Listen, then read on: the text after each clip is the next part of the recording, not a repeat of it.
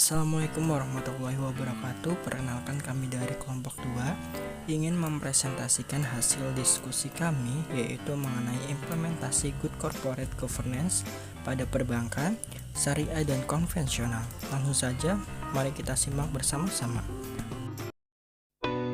Saya Rahmatul Hasanah dengan NIM 19082050024 dari kelompok 2 akan sedikit menjelaskan tentang implementasi GCG pada perbankan. Penerapan prinsip-prinsip GCG menjadi suatu keharusan bagi sebuah institusi, termasuk di dalamnya institusi bank syariah. Hal ini lebih ditujukan kepada adanya tanggung jawab publik berkaitan dengan kegiatan operasional bank yang diharapkan benar-benar mematuhi ketentuan-ketentuan yang telah digariskan dalam hukum positif. Di samping itu juga berkaitan dengan kepatuhan bank syariah terhadap prinsip-prinsip syariah sebagaimana yang telah digariskan dalam Al-Quran, hadis, dan ijma para ulama. Fungsi bank syariah sama dengan perbankan konvensional, yakni sebagai lembaga intermediasi yang mengerahkan dana dari masyarakat dan menyalurkan kembali dana-dana tersebut kepada masyarakat yang membutuhkannya dalam bentuk fasilitas pembiayaan.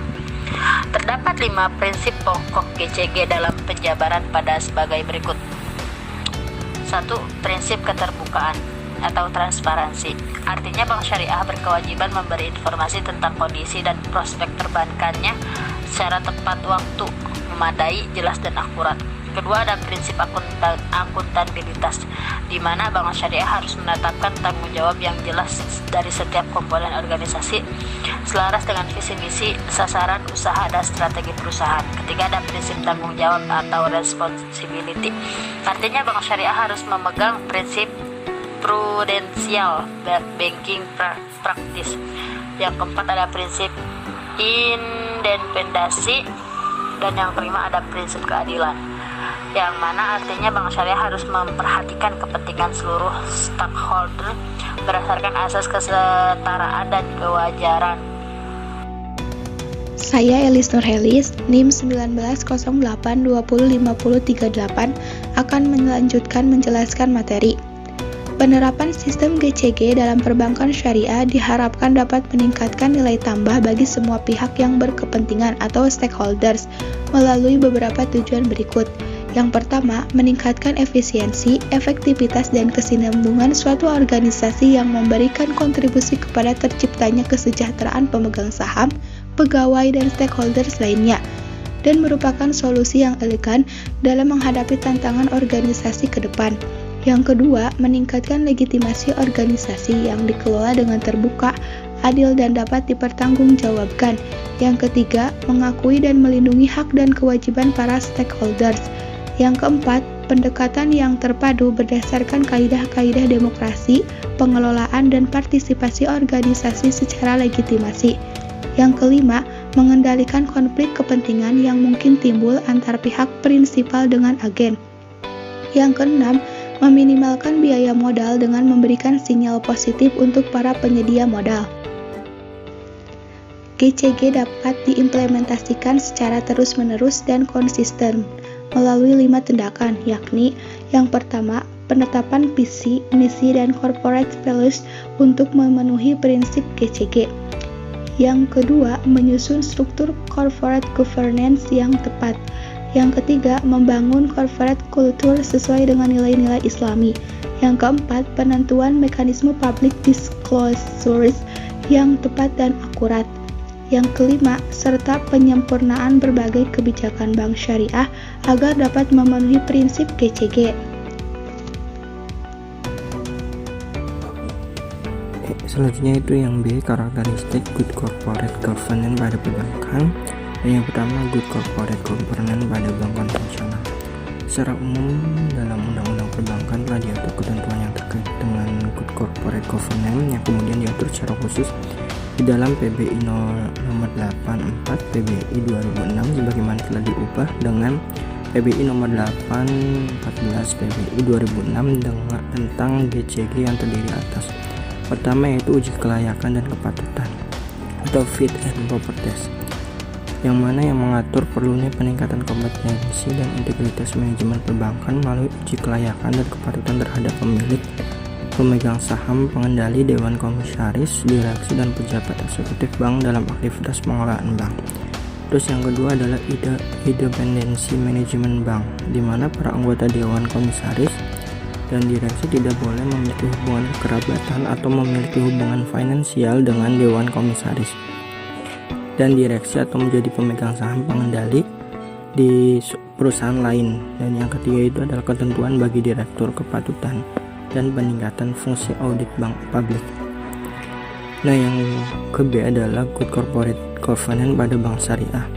Nah, penerapan prinsip-prinsip good corporate governance menjadi suatu keharusan bagi sebuah institusi, termasuk di dalamnya institusi bank syariah, di mana itu juga berkaitan dengan kepatutan bank syariah terhadap prinsip-prinsip syariah sebagaimana yang telah digariskan dalam Al-Quran, hadis, dan ijma para ulama.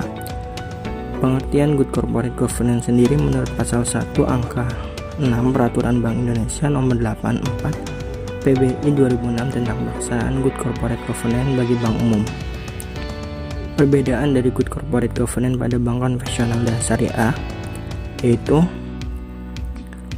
terletak pada syariah compliance, yaitu kepatutan pada syariah. Makna kepatuhan syariah dalam bank syariah secara konsep sesungguhnya adalah penerapan prinsip-prinsip Islam, syariah, dan tradisinya ke dalam transaksi keuangan dan perbankan, serta bisnis lain yang terkait secara konsisten dan menjadikan syariah sebagai kerangka kerja bagi sistem dan keuangan bank syariah. Nah, dalam alokasinya, sumber daya, manajemen, produksi, aktivitas pasar modal, dan distribusi kekayaan. Nah, konsep good corporate governance ini antara bank konvensional dengan bank syariah pada dasarnya adalah sama. Namun yang menjadi pembeda di antara keduanya ialah adanya syariah compliance, yaitu kepatuhan pada syariah. Kemudian adanya Dewan Pengawas Syariah atau DPS yang bertugas meneliti dan membuat rekomendasi produk baru dari bank yang diawasinya serta melakukan pengawasan terhadap bank syariah bahwa kegiatan usaha yang dilakukannya mematuhi prinsip syariah sebagaimana telah ditentukan oleh fatwa dan syariah Islam. Saya Ahmad Fauzi dengan NIM 1908205041 akan melanjutkan penerangan bagian C, yaitu penerapan GCG pada bank syariah dan konvensional. Penerapan prinsip good corporate governance sangat diperlukan untuk membangun kepercayaan masyarakat dan dunia internasional sebagai syarat mutlak bagi sektor perbankan untuk berkembang dengan baik. Sebagai lembaga intermediasi dan lembaga kepercayaan dalam melaksanakan kegiatan usahanya, bank harus menganut prinsip keterbukaan, memiliki ukuran kinerja dari semua jajaran bank berdasarkan ukuran-ukuran yang konsisten dengan corporate values, sasaran usaha, dan strategi bank sebagai pencerminan akuntabilitas bank. Berpegang pada prudential banking practice dan menjamin dilaksanakannya ketentuan yang berlaku sebagai wujud tanggung jawab bank, objektif dan bebas dari ketekanan pihak manapun dalam pengambilan keputusan, serta senantiasa memperhatikan kepentingan seluruh stakeholder berdasarkan asas kesetaraan dan kewajaran. Setiap bank, baik bank konvensional maupun bank syariah, wajib menerapkan prinsip good corporate governance dalam kegiatan usahanya.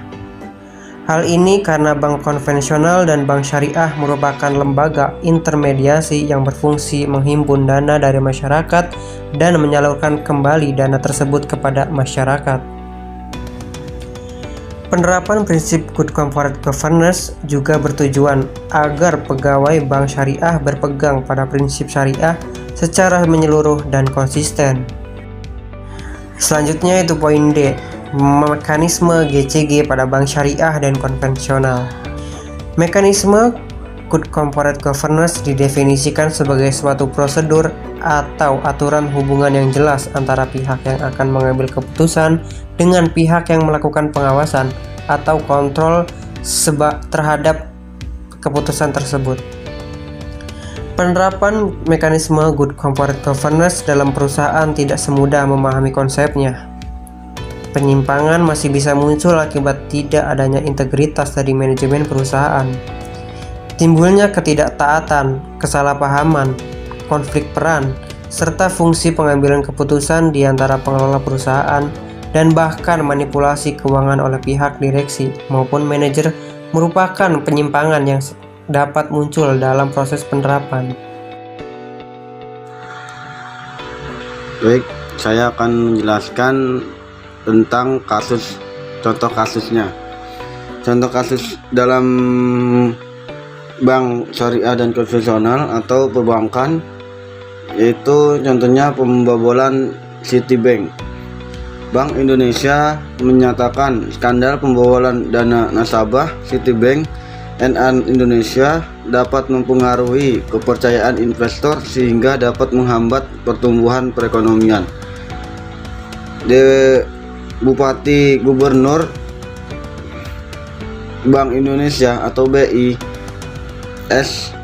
Budi Rokadi mengatakan Citibank NA merupakan bagian dari perekonomian Indonesia sehingga skandal pembobolan nasabah yang diduga dilakukan senior relationship manager Citibank Melinda D akan mempengaruhi perekonomian tanah air.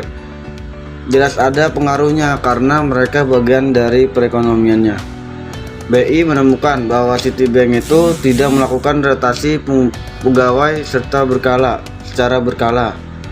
Kurangnya pengawasan oleh supervisor terhadap bawahan, kurang ketatnya juga sistem pengawasan internal terhadap kegiatan operasional Citigold.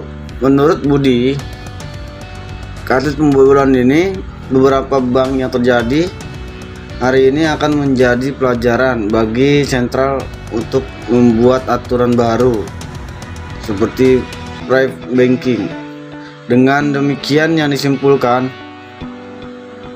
dalam pelaksanaan GCG ini dalam Citibank masih lemah dan tidak diterapkan dengan baik sehingga kejahatan-kejahatan pun terjadi. Selain itu juga pengawasan dari bank sentral pun tidak maksimal seperti tidak memberikan sanksi yang tegas bagi yang tidak menjalankan rekomendasi dari Bank Indonesia. Oleh karena itu sebaiknya Citibank meninjau ulang pelaksanaan GCG dalam perbankan agar kejahatan seperti pembobolan ini dan penggelapan ini tidak terulang kembali. Baik, itulah presentasi dari kelompok 2. Jika ada pertanyaan dan tambahan materi bisa dilanjutkan pada media berikutnya atau langsung komen di bawah. Terima kasih. Wassalamualaikum warahmatullahi wabarakatuh.